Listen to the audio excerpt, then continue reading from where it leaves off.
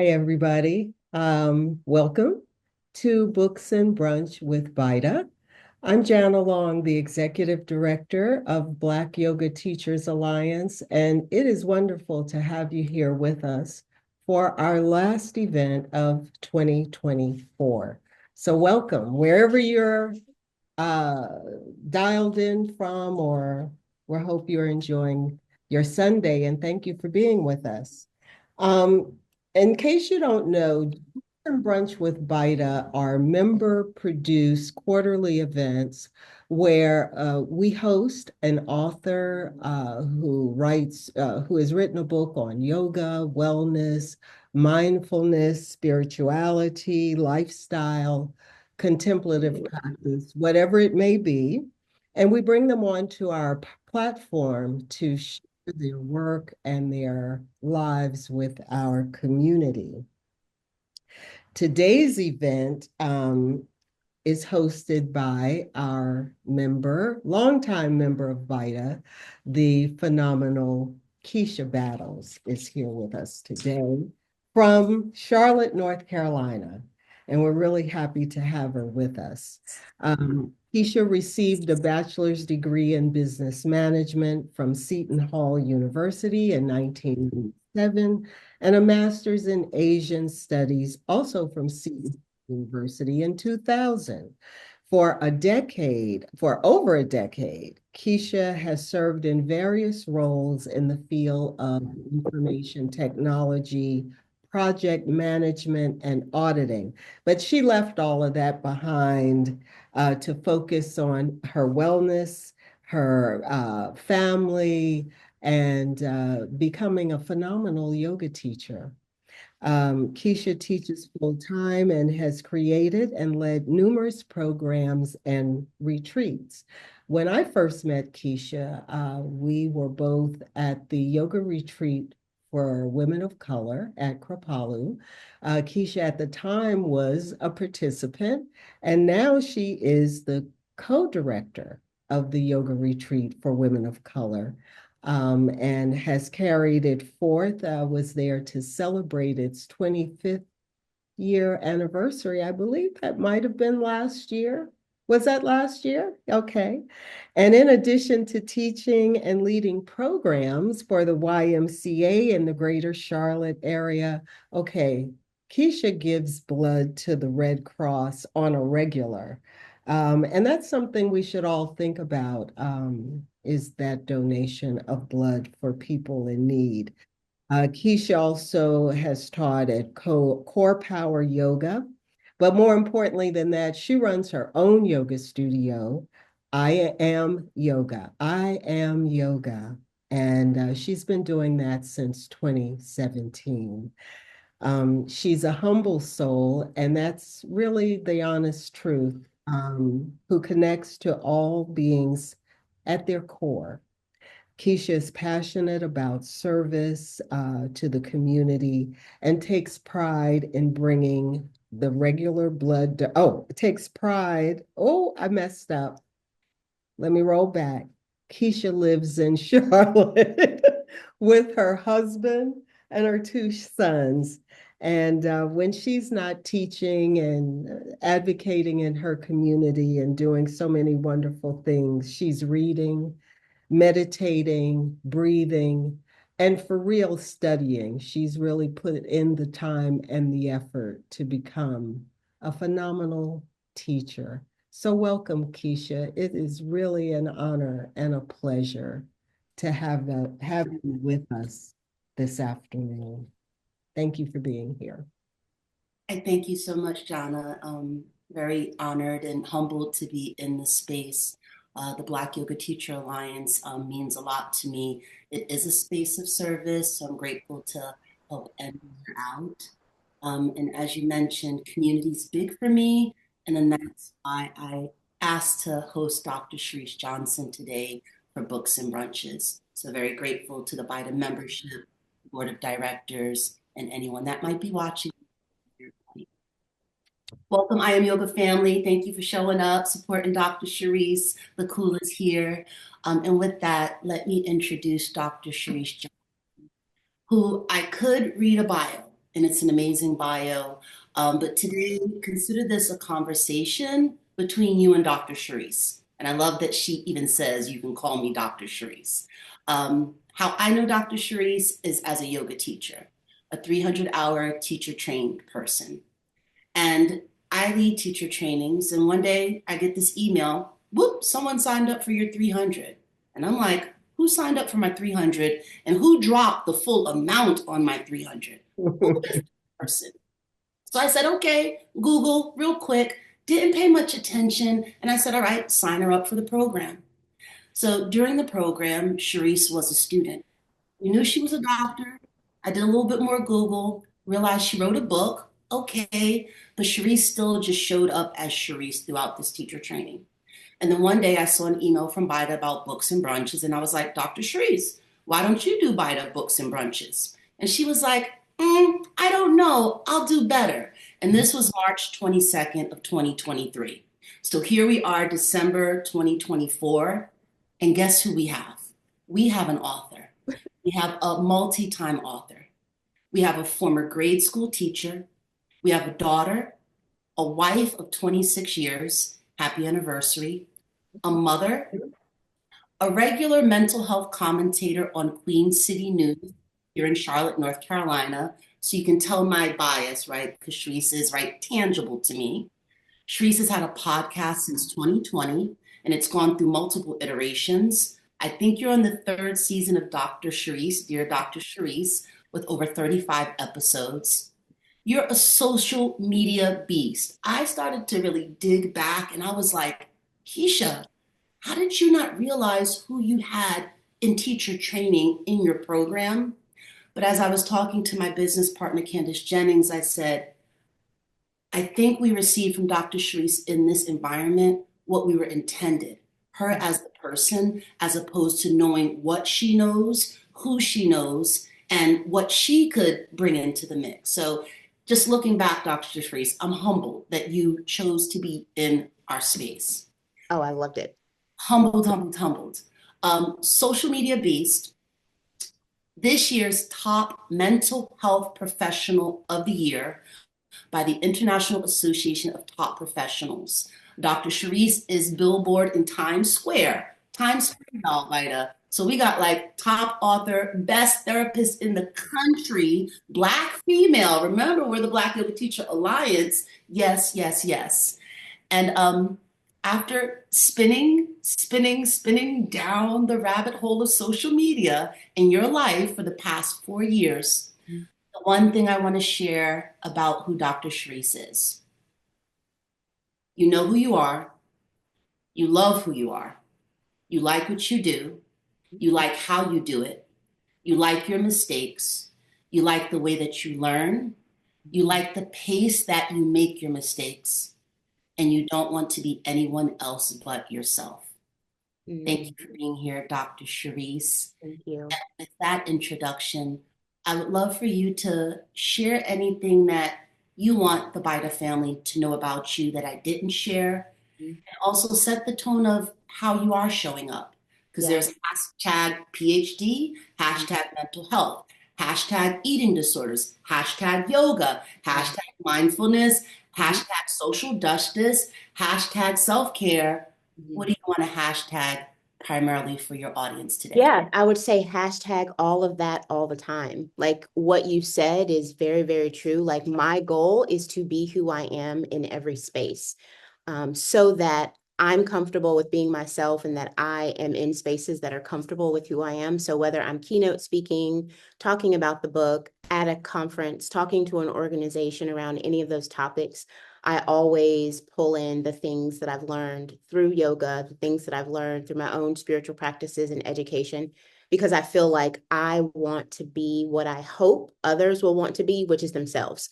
Not looking, again, to be like anything else or anyone else. I know we all learn from one another, but I think that that's great. I'm amazed at the spaces that I end up in, you know, as you kind of went through and you named everything. A lot of times people will go, well, how did you get here? And did you create this trajectory for yourself? And I'm like, not at all, but I do feel like I am open to being where I need to be planted and have a good kind of feeling for what that looks like. So yeah, I loved being in teacher training. It was one of the best things that I did. And I love that it was a space that I could go in and just be myself and be known for who I am, not what I do. And Dr. Charisse, please, could you give a little share? Because if I'm correct, you already had a 300 hour before you chose the 300 hour with I Am Yeah. Yoga. And there Yeah. was intention that I think definitely resonates with a lot of people in this space. Yeah, I had a 300 hour and didn't feel like for me, I got what I wanted out of it. It was purely technical, a lot of book work and different aspects.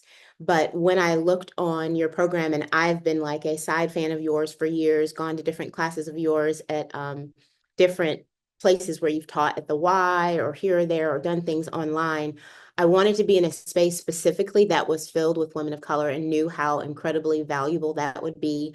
I loved all of the different things that you all talked about the openness of the approach, right? You had specific things that we would go through, but there was always room to take it and apply it. I loved the pace of it. Like you mentioned, like, hey, I like the pace of my mistakes and I like the pace of my life and I like the pace at which I learn. And I want to have time not to retain information just to take a test, but to feel like I could really synthesize it. And so for me, having I Am Yoga and the time that we had in that Kula space was transformational. Like I feel like who I was and even the depth at which I understood myself from the beginning and who I allowed myself to be because I was pushed in some ways in good ways was even better on the other end. And so that just made it an invaluable process. And there were definitely moments too where I felt like, oh, I can't wait for the next time that we get together because this is a space where I get to breathe and reflect and restore, much of which I talk about to other people in other spaces. I appreciate you and thank you for kind of leading into the book, right? And leading more into you. And that really was what I took out of this book. The book, Rochelle, is like a memoir. Mhm. Plus, I'm gonna give you some therapy without you having to come on the couch. Yeah.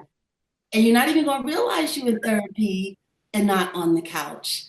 And what you said was teaching people these various tools and teaching people also about the resting physically, resting the mind, and resting these patterns that serve us for a phase in our life and then no longer serve us. So that brings us into the name and the title of the book, Expired Mindset.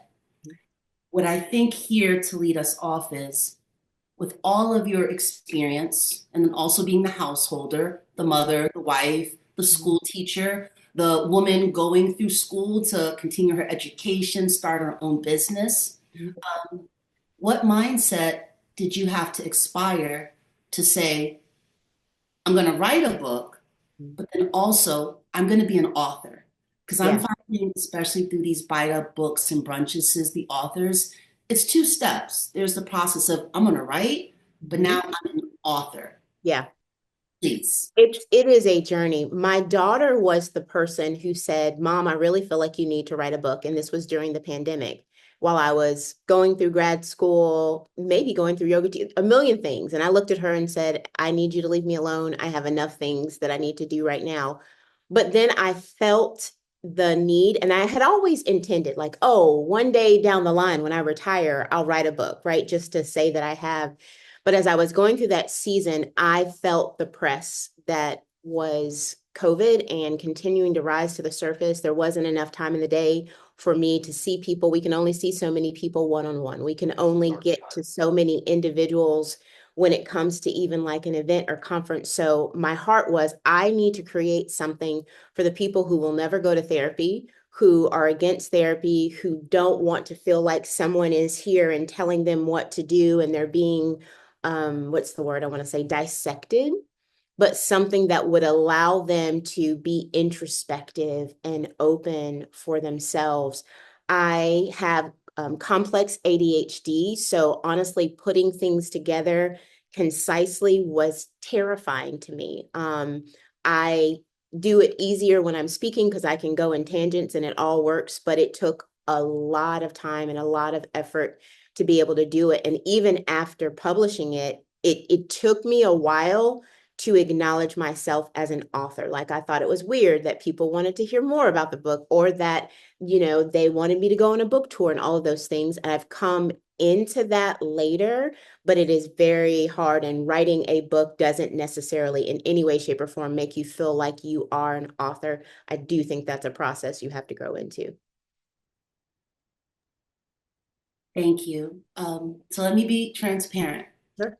You joined teacher training. I realized you were an author. I got the book. Mhm. I went directly to the chapter on breath. I got my little yoga notes, check, okay, she know a little bit about breath, check, and then I put the book down, right? Uh-huh. That was 2022. Yeah. Then spirit hit me because I saw you, in Times Square, and I was like, oh, Dr. Charryse now has to do the book club. So Mhm. now I'm like, where is my book? Where is my book? And I'm on a budget, so I can't buy the book again. Right. I had some Audible credits. Mhm. Y'all, Miss Mhm. Gloria, That's right. Dr. Charryse reads the book to you. Yeah. And that's how I felt it was written. Mhm. Like you had a microphone and you just started sharing yourself on the couch, Mhm. Yeah. and then AI typed it out for you. So that's what I love about it, where I was able to be in a story Mhm. that was a real story, and then you backed it up with all the other things that we're seeking, Yeah. right? Science, mindfulness, and then other people's experiences. I want to start the stage for anyone that hasn't read the book with a little story, but not a spoil of the story. And please, Dr. Charryse, I ad lib, my numbers are going to be It's off. all good. You got to read the book. Picture this. And we probably got a lot of identified people that have had children. Picture this. You are headed to the hospital to have your first child. You are in room 414 about to give birth to your first child. And your mother is in room 441 down the hallway about to take her last breath. This is what Dr. Charryse starts the book with. This is the pain that Dr. Charryse shares. This is the trauma Dr. Charryse shares to set the stage of, I am with you. I see you, I hear you, I feel you, I am with you. And Dr. Charryse, that resonates with me because I feel death was like the biggest teacher for me. And that was with my brother at a very young age. And it started this mindset in me that I had for a really long time. I had the mantra of, well, nobody died. Well, nobody died. Well, nobody died. And then one day it was a student that asked me to change that mindset. Not saying it didn't serve me, but they asked me to change that mindset. Mind bringing us to where you are presently, coming from being on the hallway in room 414, mom's in room 443. Mhm. I know your mindset has shifted. Yeah. Then to reread the book, to hear other people talk about the book, for me to bring it up. Can you please share, like as a human, how does the mindset continue to re-regulate or wipe the slate clean again? Or is it at a neutral space where that chapter is just that chapter? The mindset is designed to evolve, but it will ebb and flow depending upon what we're going through, what we're experiencing, the struggles that we have. When I think about myself and that being this huge moment where, yeah, I'm birthing my child and my mother's down the hall losing her life with cancer, all happening with ours. That was one of the biggest turning points of my life. And it was extremely important for me to share me before I would ask anybody else to share themselves. I know as a therapist, we're taught very differently. That is just one of the things that as a therapist is a different shift, right? If I'm sitting down with someone one-on-one and we're talking about mindset, I'm not going to talk about myself, right? But this was an opportunity to go, I'm not sharing these things with you because I just learned something that you need to know. I'm sharing something with you that I've had to use in my own life to survive.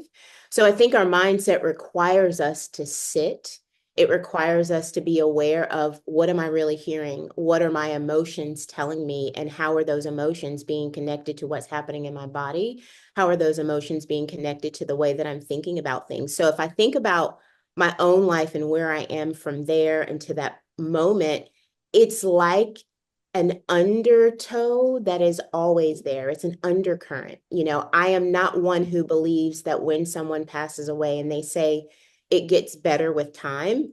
If anyone believes that, by all means, continue to. My thought is I work harder and gain more tools to manage what is there. There are certain losses in life that don't change. There's nothing that makes living life and growing up without a mother or a brother or a nephew better or hurt any less. The moment we do that, in my opinion, the mindset becomes it's no longer okay for me to grieve this. It's no longer okay for me to feel the way that I feel. And so for people to fully understand who I am right now, they have to understand what I've been through and how that's always a part of me. So I see it like a tapestry. My mindset towards that loss is I am probably very much operating in a space that my mother would be proud of. And it's ironic. She had a similar nature to me in some ways, but when she was doing it, I was like, I'm never doing anything like that when I get older. And then, you know, here I am. So that's been neat to see. But my mind is a daily thing that I work very hard to manage, to pay attention to, and to respond to, whether that's through compassion, through rest, or through movement. Thank you. We tapped base before we started, and I said, would you be open to sharing with us a practice? I didn't say when it was going to show up, but I'm going to ask that you share with us a practice now, Okay. something that could be grounding, supportive for anyone that's listening, that birth struck a heart, cancer struck a heart, mother struck a heart. We're in December, struck a heart. Do you mind Yeah. leading a little Yeah. practice?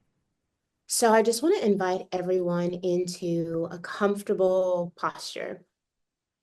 And just for a moment, can you allow your mind to slow down? Maybe release your hands from wherever they are and place them gently wherever you would like. Maybe that's hands down to ground or hands up if you need to receive from this moment. And if you are sitting on something where you can lean back, I just want to encourage you to lean back and feel support. So often we navigate difficult moments. We navigate moments of activation and don't realize that support is there. So almost believing and reminding yourself in this moment that someone has your back. And then let's take a moment and have you connect with your breath. Our breath is not only a powerful reminder of our life force, but it is something that is always there with us. And we can use our breath to breathe through our hard moments, to help move us into moments of calm or neutrality, but at our own pace. So without rushing that breath, just slowly begin to slow it down. Notice the rise and fall of your chest and your belly. Bring your shoulders up towards your ears and then bring them back and down and just let them hang. Maybe bring that right ear to right shoulder and then coming up through neutral, left ear to left shoulder and back through neutral. Maybe at this point, your eyes are closed. Maybe they're open and at a soft gaze. But wherever they are, I want you to bring up for a moment a statement or phrase that says, I am, and then you fill in the blank with something that reminds you of your power, of your greatness, of your care, of your compassion, of your gifts. Who are you? Who do you need to remind yourself that you are? And say that to yourself for just a few more moments as you connect with your breath.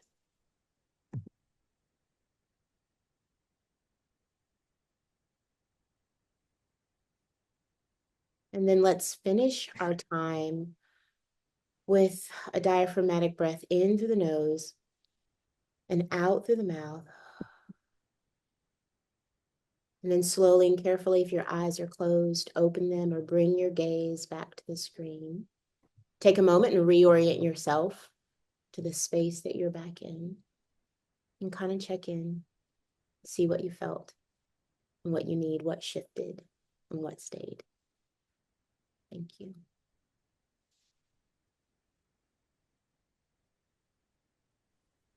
Thank you. I Right. think I personally needed that in the moment, and you reminded me of what Jonna said to me. I'm phenomenal. I know Dr. Charryse. I know most of you people in here. Yogi May, Mel, good to see you. I'm safe. I'm in a comfortable space. I'm with my community. So thank you for grounding and also for putting me back in the headphones. So for those of you that are audible, that's what you're going to get for all the chapters in the book. And some chapters are 30 minutes, others are 5 minutes, in total 4.5 minutes out of your life. But guess what? You'll rewind, you'll be like, oh, yeah, let me sit and process. Or you'll rewind and say, let me write that little note down so I can continue to remind myself. So thank you for sharing your voice for free. I Sure. and appreciate that. Now, getting back into the book and how you start off with stories sharing yourself candidly. You share other stories, and I don't want to spread the whole book, but you do share your journey and your experience with yoga. And you were one of those that said, sit down, Purpose. warrior, down dog. Please, talk to us about where you are with yoga now. How does yoga show up for you personally, your sadhana, then yoga professionally? And how do you find space for the two to exist separately?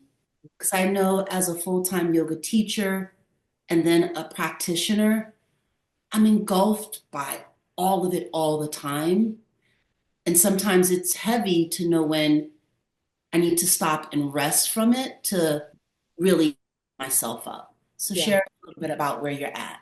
Yeah, I love where yoga is for me right now. It has definitely been a journey, similar to what you're saying. There have been moments where I'm doing a lot of yoga, and that's never a bad thing, but it can then take away from my personal time. And so for me, yoga is transformative. It is to me a part of my own healing regimen.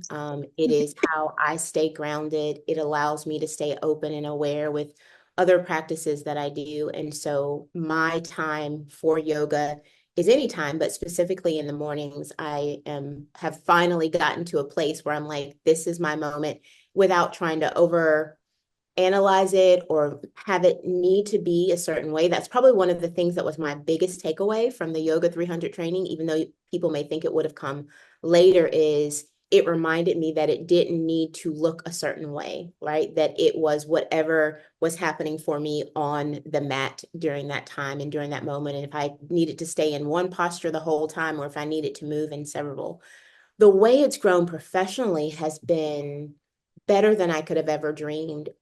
There are more organizations, people who are non-yogis or part of the movement of yoga who are more open to it than ever before. And so as a therapist, as a PhD individual, what I have really done and continue to do is to really understand the neuroscience behind what yoga does, which is the coolest, most amazing thing in the world. And I use that intentionally to help challenge individuals who think, oh, you're just stretching, right? It's so much more than that. So I have some really incredible opportunities to go into organizations and do yoga with people who are there, or to educate them about those practices on a professional dynamic.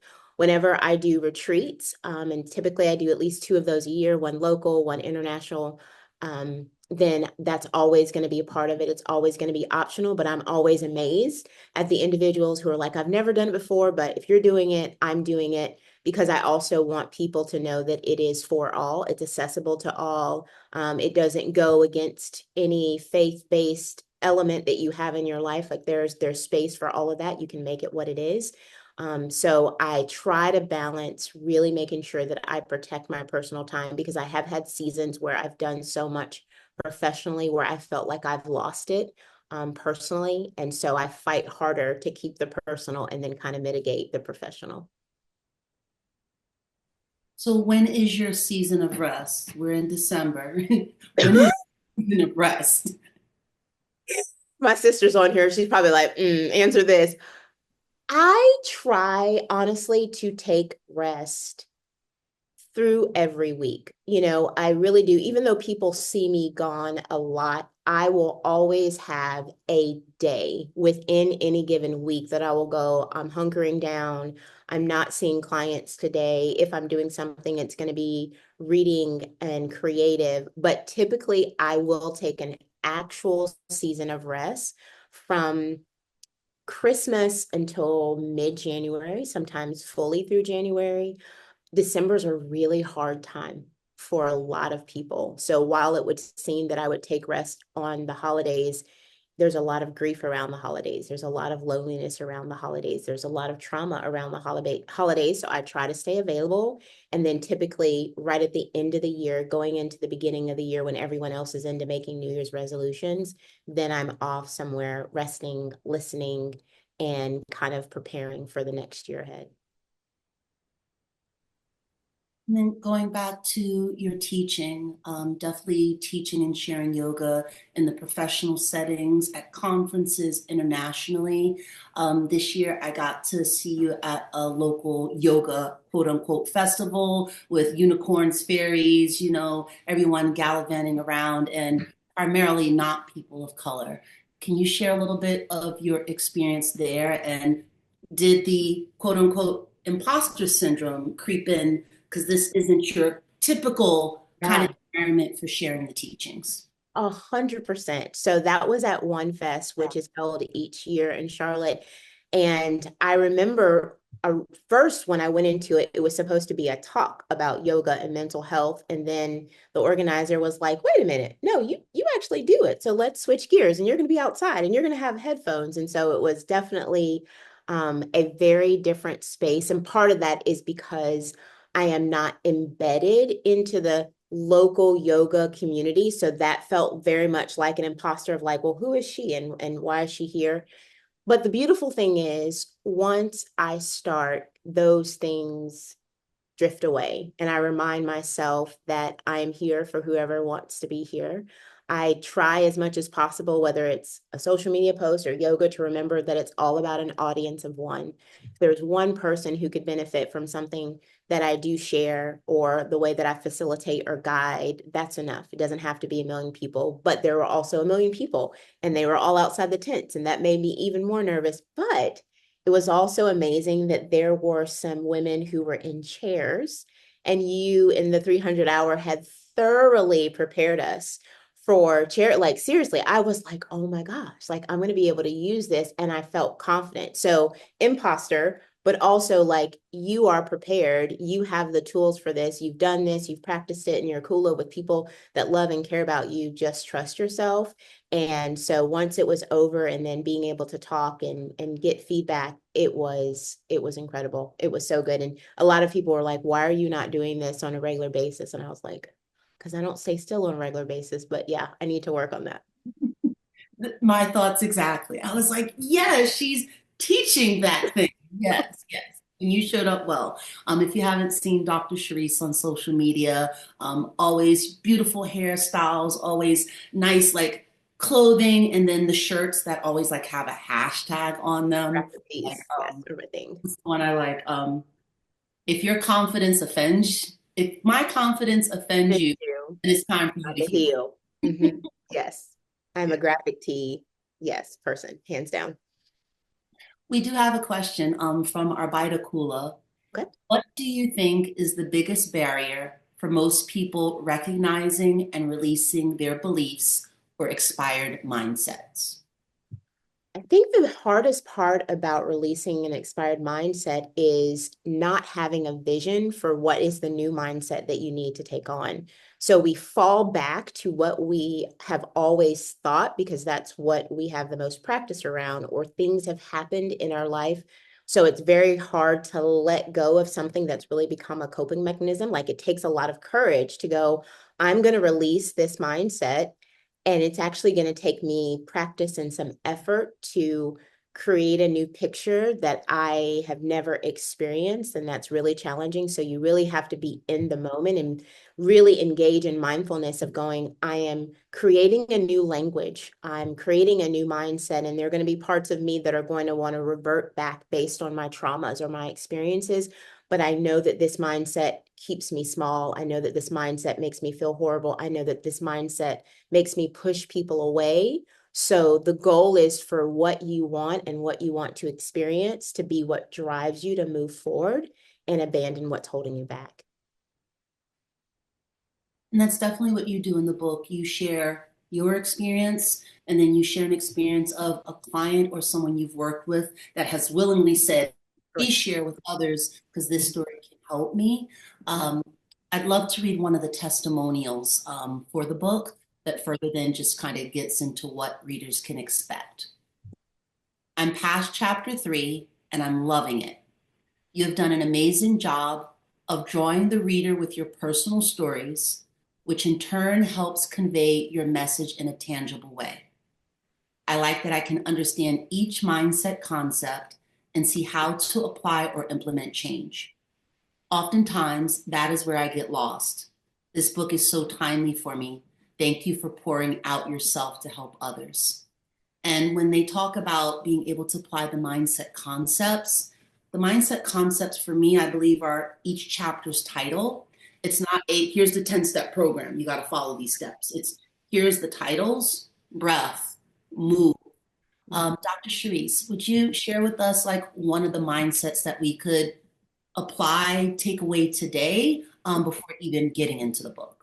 Like one of the ones that I mentioned in the book, or just, yeah, my voice doesn't matter, right? Is a common mindset where we quiet ourselves for various reasons. Nobody's listened in the past, or we're not confident in what we say, or we've always had our thoughts be made to feel like they were too much or not enough, depending upon the situation. And that is definitely something that will hold you back. And I always say there's somebody waiting for your story. There's somebody waiting for your way of seeing things. And if you're in connection with someone who doesn't relate to that, that's their work. But don't stop talking and stop being yourself, because as we're authentic, it brings other authentic people into our lives. But that's a very common one. And I know when I was writing the book and working with like a hybrid company, they wanted me to make like this 10-step. And I was like, that's not real. There are not 6 steps or 8 steps or 10 steps to change. I wanted to create a book where people could really go through their own process, their own time. You can come back to the chapters based on whatever new thing that you're going through. I don't believe that that healing is a one size fits all process. There's no way. Please remind me, you've been on a lot of podcasts. Yeah. You've been on Deja Love's podcast, The Black Women's I Wellness. have not. I don't think Now so. that we got you with BYTA, Deja, you get back in the swing. But Yeah. Deja has a question for you. And Deja's a part of the community that was in the 300 hour with Dr. Charryse. Yeah. And I'm sure Deja's like, I didn't realize I had this powerhouse next to me. How do you balance the many competing identities, roles you have? Mhm. PhD, mom, wife, teacher, Mhm. especially as the yogic principles teach us to release attachment, with which is often paradoxical to the professional identities. Mhm. How have you navigated this? You know, part of what I try to do is to make it very clear I will not be boxed in, right? Even though I am a PhD, I am still a Black woman and I'm going to show up as a Black woman. Even though I love the Lord, I still have an arm sleeve of tattoos and a nose ring. So in my own life, I really try to be fluid in all of my identities and know that I'm a layered individual. None of those identities are better than any others. They all require different things from me in different parts for me. But I think it's really making sure that people know, even on a professional level, if you want me in my space, that means that you're going to need to fully accept me as who I am. Like even at that conference, I might have on a graphic tee with the business coat that you want me, to wear, or if you want me to cover up my arm sleeve, then I'm not coming. And it is a process, but I feel like the more you're with other organizations or in other spaces where people are like, we just want you and you're comfortable with you, you'll connect with other people. I do know that some of that is probably a little bit of that is personality and temperament. Even as a child, I was also that person that said, like, this is who you are, this is what you're going to get. But I think a level of that is necessary. Now I'm gonna talk for you too, because it's like I know you, right? Like I've all been. Go ahead. Yeah. I would like to think too, it is the support of your family, your husband, and those kids that are like, "Yup, that's mom," or "Yes, that's Oh, PhD," or "Yup, she got me doing yoga today." Like you talk about them a lot in the book. yeah. Other examples. Yeah. My family is the best. My kids, my husband, not flexible enough very much to do yoga, but is always supportive of all of who I am. But like the kids for sure. And I have friends, whether they're into yoga or not, who are very much like, I love that you are always you everywhere. I know that there are people who will see things that I do online and create a picture of what they think I'm like because I'm Dr. Charryse, and then meet me and go, oh, yeah, just like Dr. Charryse, like a human, right? So I think it's just getting comfortable with your own self. And again, if you don't feel good in a space, that space is not for you, but don't think that there aren't spaces that aren't for you because they're there. Yeah. Thank you. Thank you. And then our dear Jonna Long, who's the spearhead of our Black Yoga Teacher Alliance and keeping us in the teachings and building community, has the question about how do you balance personal mindset growth with systemic challenges in our society? And Yeah. before you answer that, I want to pair that with um, I saw your post election commentary on the local news, and one of the announcers asked the question in regards to Kamala Harris not winning and how Black women feel about being undervalued, unappreciated. And I really have to say, my mindset was like, did he just ask that question? And I only saw a snippet, so I didn't have the bigger concept. But I was like, how's she going to respond to this? And you just answered it just so well. So, how do you balance personal mindset growth with systemic challenges in our society, especially considering this election year? Yeah, I think personal mindset growth is more important than it's ever been given our systemic challenges in our society. It will be important for us to be in shared spaces because even research says we know it in our own felt sense, we heal in community. So if we are over focused on the systemic challenges in our society that have not changed and that we cannot change, it will be at the cost of ourselves.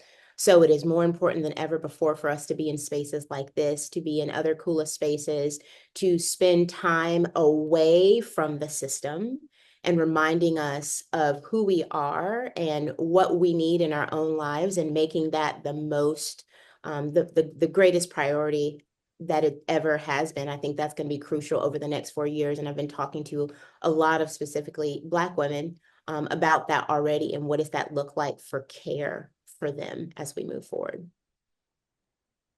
Taking time away from the systems like we're doing here in these books and brunches, in these conferences that we have at BYTA, coming together as a collective and saying, we have the tools, we have the resources, we have the people.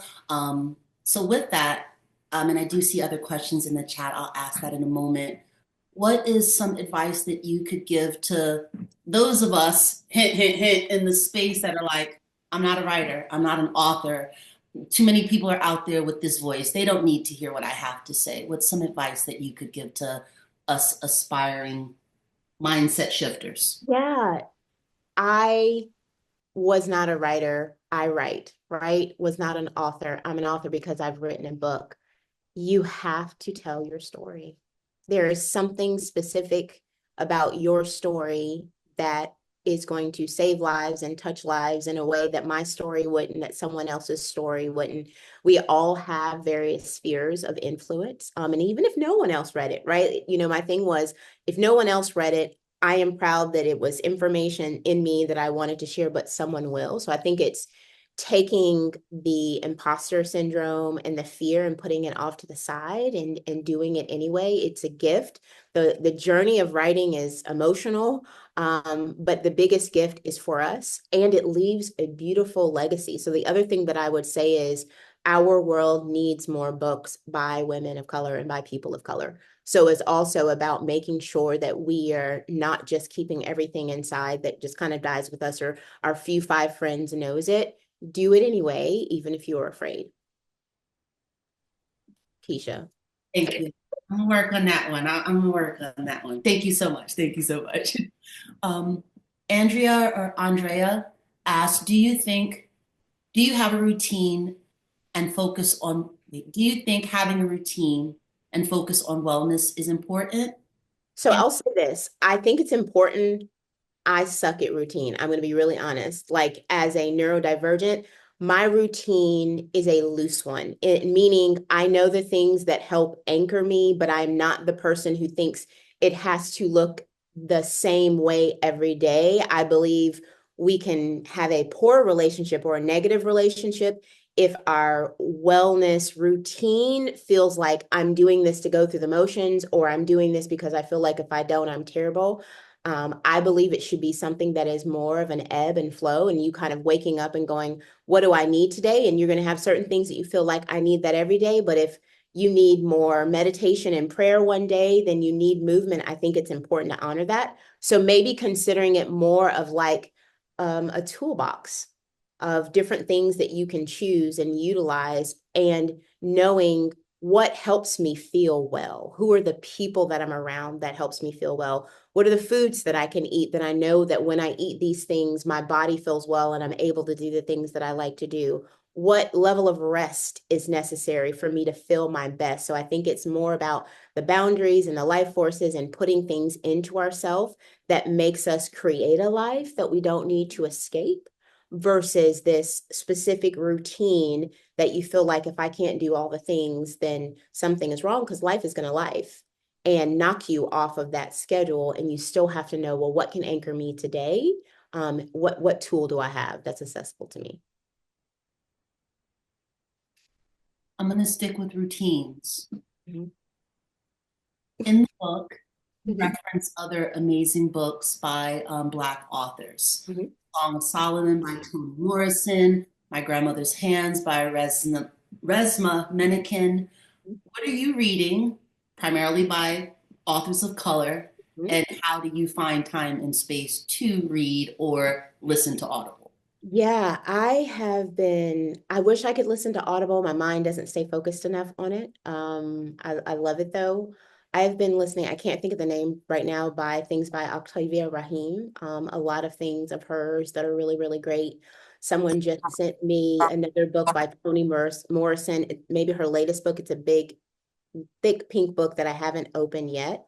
But I try to find time when I travel, when I am going different places, getting in a snippet, again, trying to remove myself away from it needs to be read in 30 days or less. But what are the little moments that I can grasp it? Is this a fast read? Is this a slow read? I'm trying to honestly challenge myself to read things that are not informational, because I love knowledge, but I'm trying to get into the land of things that are more creative. But I think find the time whenever you can. That would be Rest is Sacred by the Octavia Yes. Rohim, who is a BYTA member, has done a book Oh, in branches. Yeah, so get your rest as well as your expired mindset for the whole new year. Yeah. Um, we're winding down on time. We definitely want to open it up to more questions and maybe voices. Thank you for those of you that are on camera. Some more questions. So please, Dr. Charisse, you want to open it up to yeah. your guest? If anyone has any questions, you can either use your reaction button and raise your hand, or come off mute, and I'm happy to answer any questions. Or if you want to share a thought or takeaway. and I can get you started with something that came in from the chat. Okay. What feedback from readers has surprised or moved you the most? Man, honestly, all of it. And I know that that sounds really cliche. When you are a new writer, you don't know if what you've written is good, right? Like I didn't write the book and go, Psh, that is a bestseller, right? I wrote it and thought, man, have I said too much? Have I shared too much? I love that people appreciate that I chose to share myself before just kind of jumping into things. I love that people talk about their revisability, like that they read it and then they go away and do other things and then they come back and that they can actually use it. It was so important to me to have at the end of every chapter a restore area that was centered around a mindfulness practice, a yoga practice, a breathwork practice to let people know that what we feel and mindset is also felt in the body. So I've also really loved people responding to, I needed that at the end of that chapter. I wouldn't have done it. I wouldn't have thought to do that for myself. And then the last thing that I'll say, I love getting feedback from men. Because I know that my audience is predominantly women, but I've had a lot of men. They won't typically go put like a big thing out there, but they'll send me a message and was like, I don't really read books, but this one was really good. And but you know what I mean? So that's really cool. Okay, I got a little trick for you. Okay. Did you read all your Amazon reviews? I have not read all of my Amazon reviews. Did you read the one-star review?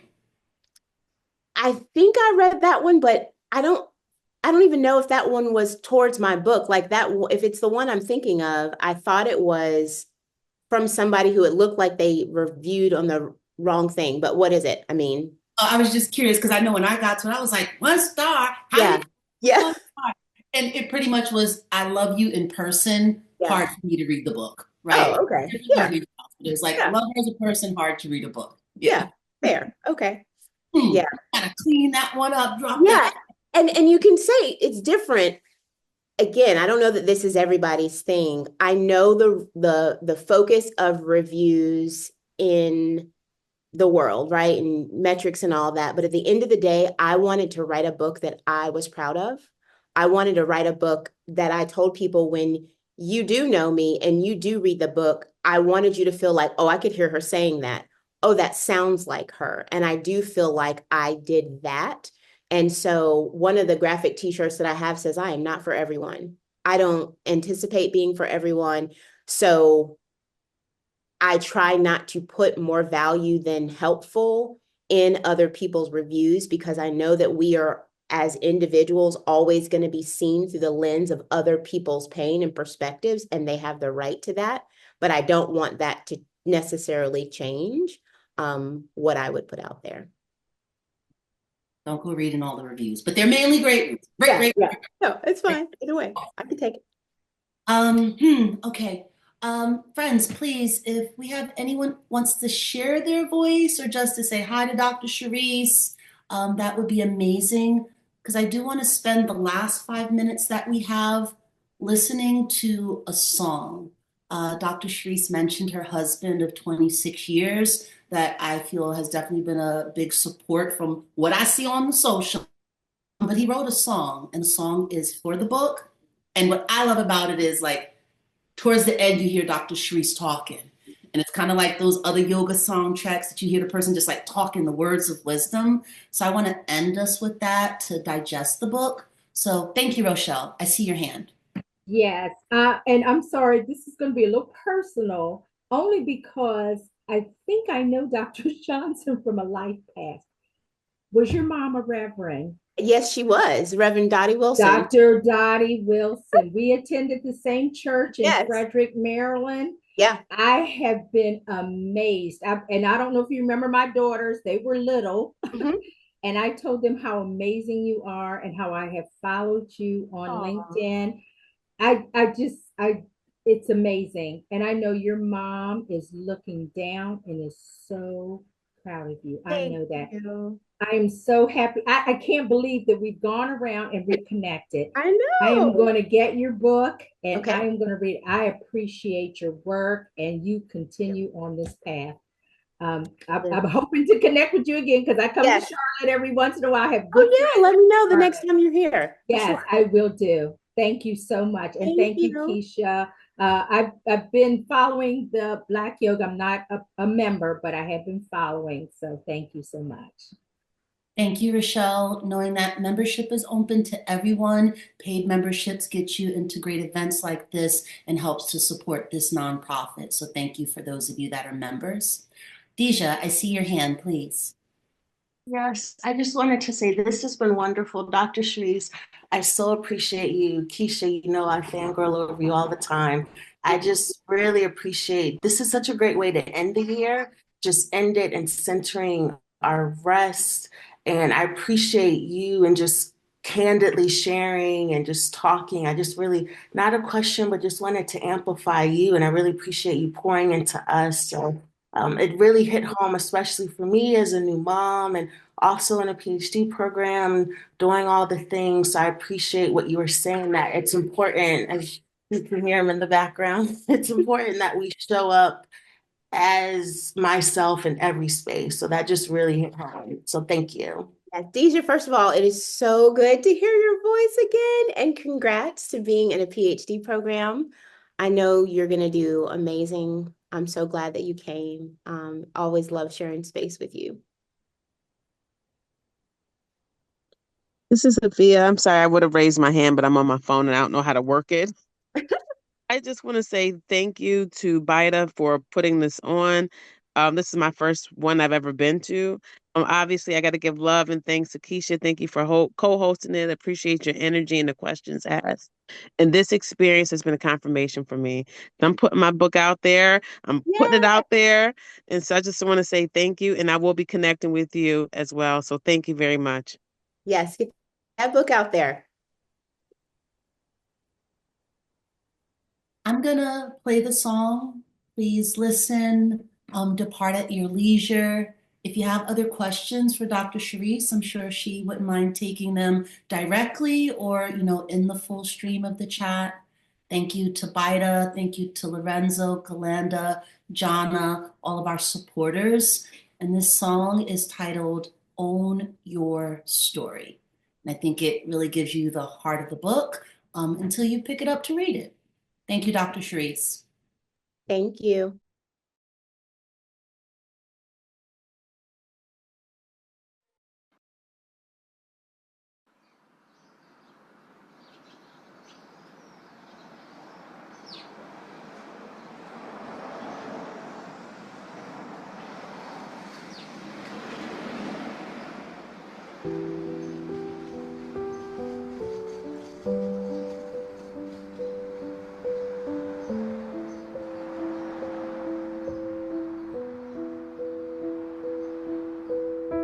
I'm holding on so close. How will my heart let go of all this pain I've come to know? I've carried on my own, the need to just conform. How will I ever gain control? I'll tell my story, beautiful story. It will unlock the truth of who I am. Give me strength to see within my journey. So tell your story from the beginning and until the end. The falling down and the rise again.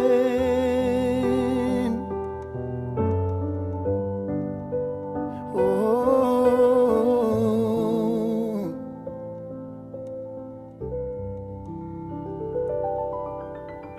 now that I'm fully seen, now that I'm fully known, accepting everything I am. Oh, I've learned to live again. I will push straight ahead. confidence in my self-worth. I'll tell my story, beautiful story. It will unlock the truth of who I am. Give me strength to see within my journey, yeah. So tell your story from the beginning and until the end, the falling down and the rise again. Oh, yeah. Oh, yeah. I will rise again. I'll rise again. I won't stay down. I won't give up. I'll rise again. Oh, yeah. Oh, yes, I will. Oh, yes, I will. I am defined. I have purpose. My life has a meaning. I have clarity in mind. I am defined, yeah. I have purpose. My life has a meaning. I have clarity of mind. You are defined, yeah. You have purpose. Your life has a meaning. You have clarity of mind. Throughout life, there will be so many moments where you want to stop, where you want to quit, where you want to hide. Everywhere we turn, there's a highlight reel that we feel like we can't live up to. But the key to know is that your power is in your story. The parts of yourself that you hide are the parts of yourself that make you authentic, that give you value, that give you purpose. So don't play small. Don't hide. Don't let anyone convince you that you are not enough. You have always been enough. Regardless of any decision that you've made, that was a moment. That decision is not your identity. Rise up and be everything you desire.